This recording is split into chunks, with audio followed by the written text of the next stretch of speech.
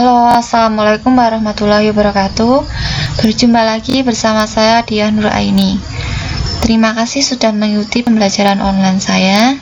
Di masa pandemi ini tidak untuk dijadikan sebuah alasan kita untuk mengurangi semangat menuntut ilmu. Karena pesan saya, bersungguh-sungguhlah kalian ketika bersekolah dan jagalah kebersihan. Selalu gunakan masker, cuci tangan dengan sabun, dan jaga jarak. Sebelum pembelajaran kita mulai, mari kita berdoa terlebih dahulu. Berdoa mulai. Terima kasih. Di video kali ini saya akan menjelaskan tentang materi di bab 3, yaitu tentang nilai-nilai Pancasila dalam penyelenggaraan negara. Namun sebelum pembelajaran kita mulai, jangan lupa di-subscribe terlebih dahulu, share dan komen.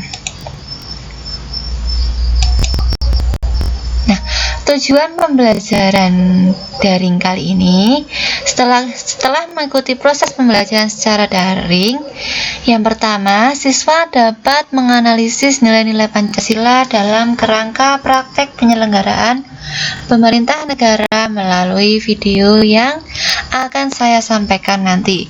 Yang kedua, siswa dapat menyaji hasil analisis nilai-nilai Pancasila dalam kerangka praktek penyelenggaraan pemerintah negara melalui Google Form nanti yang sudah saya sediakan. Kemudian yang terakhir, sesuai buku sumber dengan penuh rasa ingin tahu, mandiri, dan bertanggung jawab.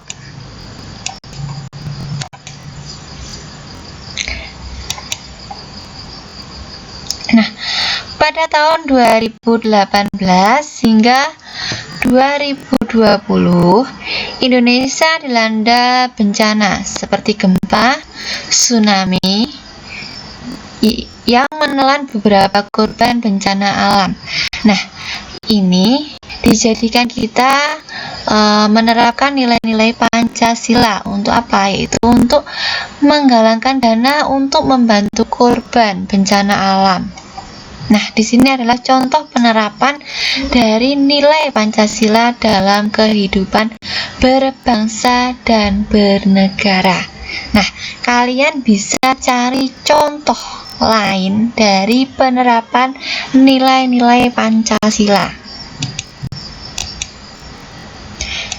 Nah, di dalam nilai-nilai yang terkandung dalam Pancasila, yang pertama yaitu nilai dalam sila ketuhanan yang Maha Esa. Nilai yang kedua yaitu sila kemanusiaan yang adil dan beradab. Nilai yang ketiga, sila persatuan Indonesia. Yang keempat adalah nilai dalam sila kerakyatan yang dipimpin oleh hikmat kebijaksanaan dalam permusyawaratan perwakilan. Kemudian nilai yang kelima adalah nilai dalam sila keadilan sosial bagi seluruh rakyat Indonesia. Nah, nilai dalam sila ketuhanan yang pertama adalah nilai sila yang ketuhanan yang Maha Esa, yaitu adalah pengakuan dan keyakinan bangsa Indonesia terhadap adanya Tuhan yang Maha Esa sebagai pencipta alam semesta. Yang kedua, menciptakan sikap taat menjalankan agama menurut ajaran-ajaran yang diperintahkan dalam agama yang dianut. Kemudian yang ketiga, mengakui dan memberikan kebebasan kepada orang lain untuk memeluk agama dan mengamalkan ajaran agama. Nah, di sini itu adalah untuk menerapkan sikap toleransi terhadap umat beragama. Misalnya, ketika teman kita sedang beribadah, tetangga kita sedang beribadah, kita yang berbeda agama itu seharusnya memberikan kesempatan kepada mereka untuk beribadah sesuai dengan ajaran agama masing-masing. Kemudian yang keempat, tidak memaksakan suatu agama dan kepercayaan kepada orang lain. Dan yang terakhir adalah menciptakan pola hidup saling menghargai dan menghormati antar umat beragama serta menjauhi sikap diskriminatif antar umat beragama. Masuki sila yang kedua, yaitu kemanusiaan yang adil dan beradab. Yang pertama adalah kesadaran sikap dan perilaku sesuai nilai-nilai moral dan tuntutan hati nurani. Kemudian yang kedua, pengakuan dan penghormatan terhadap hak asasi manusia. Nah, ada contoh beberapa hak yang perlu kalian ketahui, yaitu adalah hak hidup, hak untuk bertempat tinggal, hak untuk menuntut ilmu. Nah, kemudian nilai sila yang ketiga adalah mengembangkan sikap saling mencintai atas dasar kemanusiaan. Dilanjutkan mewujudkan kehidupan yang berkeadilan dan berkeadaban, karena kita hidup di negara kesatuan Republik Indonesia. Kemudian yang terakhir adalah memunculkan sikap tenggang rasa dalam hubungan sosial. Nah, nilai sila yang selanjutnya adalah sila persatuan Indonesia. Nah, seperti kita ketahui ya, bangsa Indonesia itu beraneka ragam. Bisa beraneka ragam ras, suku, agama, dan antar golongan. Nah, di sini adalah peran dari nilai sila persatuan itu sangat-sangat penting. Kenapa? Karena yang pertama itu adalah mengakui dan menghormati adanya perbedaan dalam masyarakat. Kemudian menjalin kerjasama yang erat dalam wujud kebersamaan dan kegotong royongan. Kemudian yang ketiga, kebulatan tekad bersama untuk mewujudkan persatuan bangsa, yaitu Negara Kesatuan Republik Indonesia. Kemudian yang keempat, mengutamakan kepentingan bangsa di atas kepentingan pribadi dan golongan, ya.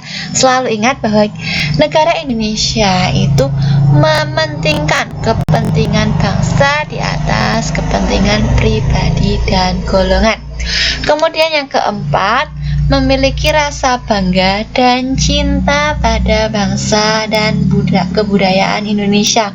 Nah, di sini itu penerapannya bisa kalian terapkan, antara lain kita harus apa? Mencintai produk dalam negeri, ya. Kemudian yang terakhir, rela berkorban demi kehormatan bangsa dan negara. Nah, di sini ada nilai dalam sila kerakyatan yang dipimpin oleh hikmat kebijaksanaan dalam permusyawaratan perwakilan. Nah, seperti kita lihat di sini, lambangnya adalah kepala banteng.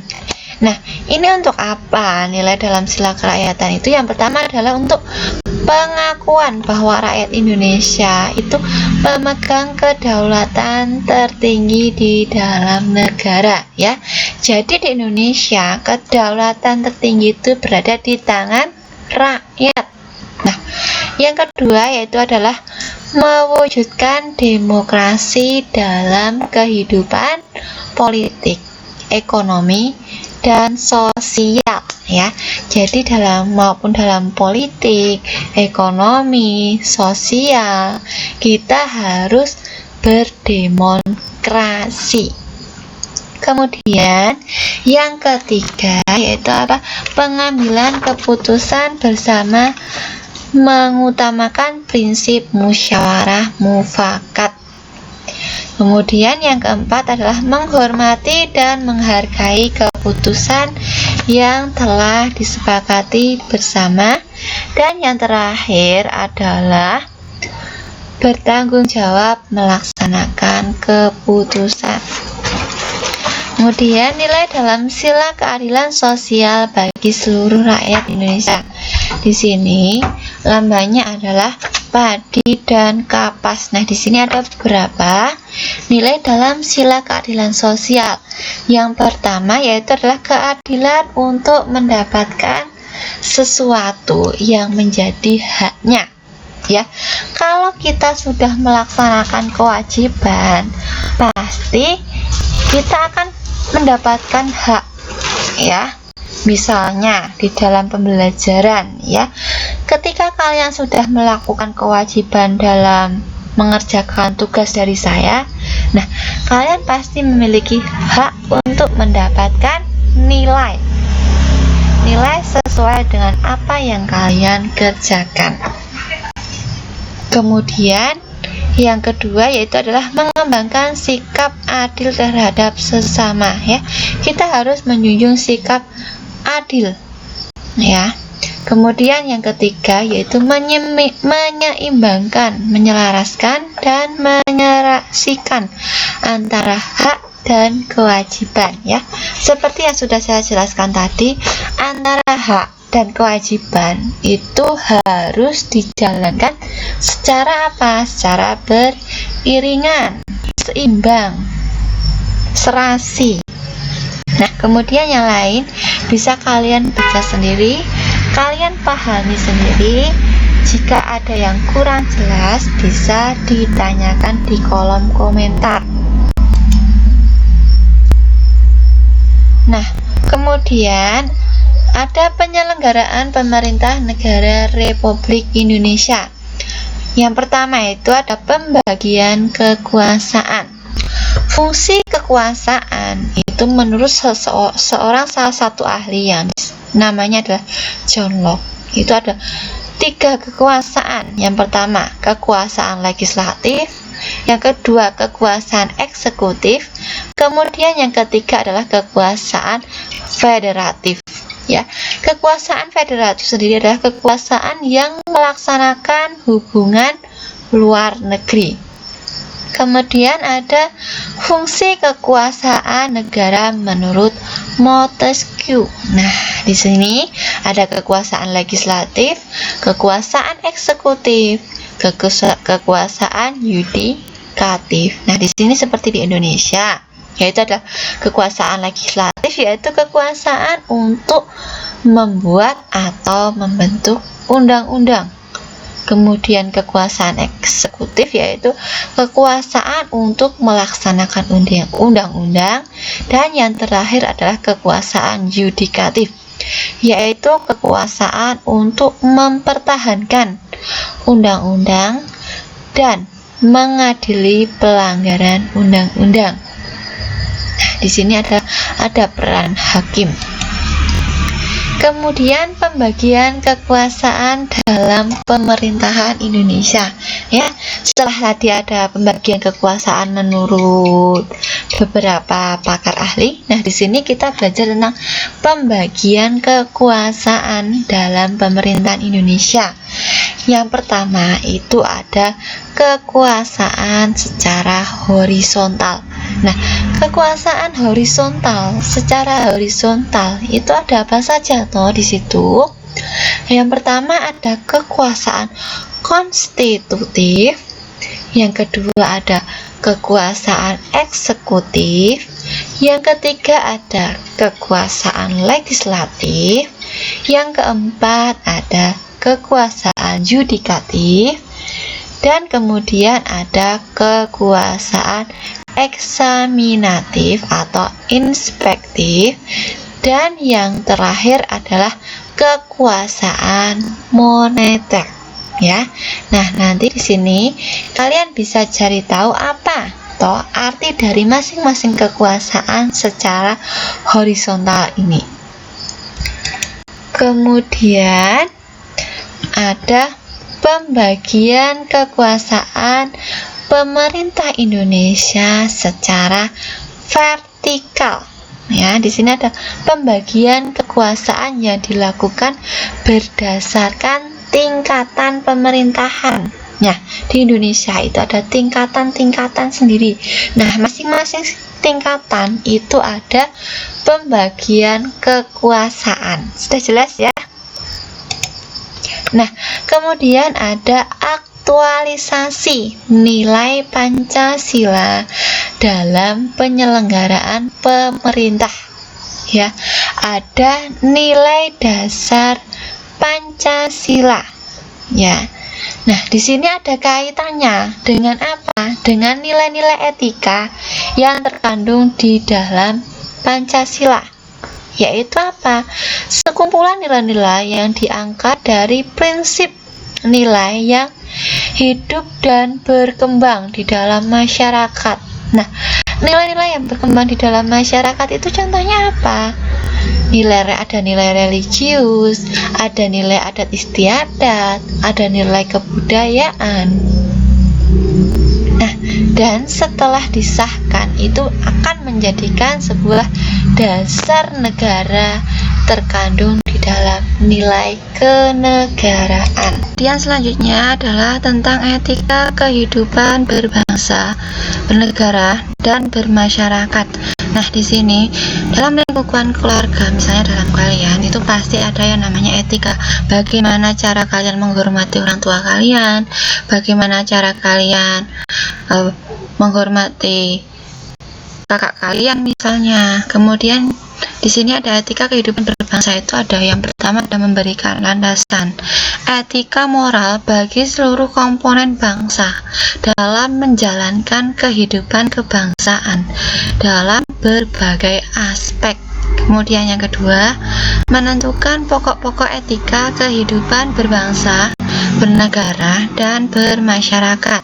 Kemudian yang terakhir, menjadi kerangka acuan dalam mengevaluasi pelaksanaan nilai-nilai etika dan moral dalam kehidupan berbangsa, bernegara, bermasyarakat. Kemudian ada aktualisasi nilai Pancasila dalam penyelenggaraan pemerintahan. Nah, aktualisasi nilai Pancasila itu ada yang pertama ada penerapan nilai Pancasila dalam pasal-pasal Undang-Undang Dasar Negara Republik Indonesia tahun 1945.